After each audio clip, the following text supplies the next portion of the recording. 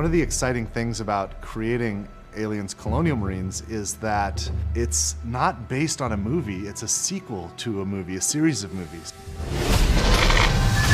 We had Ridley Scott's Alien, followed by James Cameron's Aliens.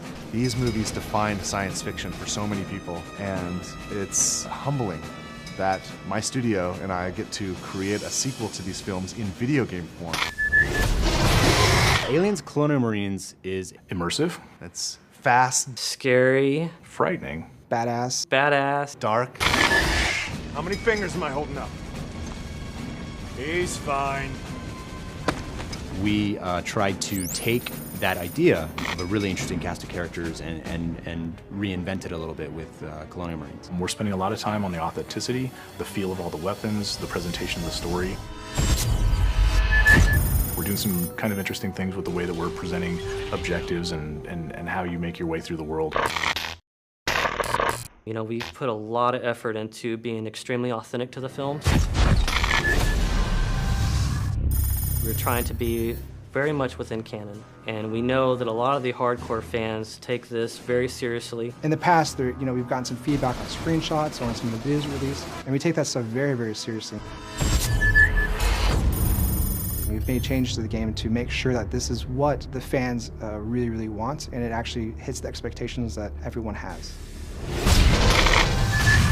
Well, for one, I think one of the similarities that you would find between Cameron's Aliens and where we are with the game is really in sort of look and feel, tone of the game. It has what you would think as if Cameron was directing himself, and at least that's our hope, is that you feel like the cinematography feels correct, you feel like the look and feel of the weapons, the way the aliens move, is something that maybe he would have done if he was directing a game like this. So we want to present something that's as compelling and detailed and beautiful and exciting as the films, but in an interactive experience. So I feel really fortunate to have had the chance to have met with Ridley Scott. We were talking about possibly doing a Blade Runner game, which a lot of people have heard about and would love to see, and we'd love to see at some point. But in that conversation that we had with him, he also knew that we were interested in making an Aliens game. So he brought out his sort of storyboards for the movie Alien, and he went through, basically one by one, and has kind of been able to explain to us some of the backstory and some of those kind of things that we've been able to incorporate in the game. And it was just an invaluable experience to be able to meet him and kind of get a perspective on what it is to have, what he originally meant to do with some of the aliens and that kind of thing. So that was really exciting. The environments in the game are obviously based on the ones from the movie. It takes place after the events of Aliens, the movie. So you're going to see 17 weeks of change. You're going to see what happened when the atmospheric processor exploded. You're going to see what the surviving aliens have done to the planet. You're going to see what Weyland-Yutani has done to the planet. You're going to see what Weyland-Yutani has done to the derelict.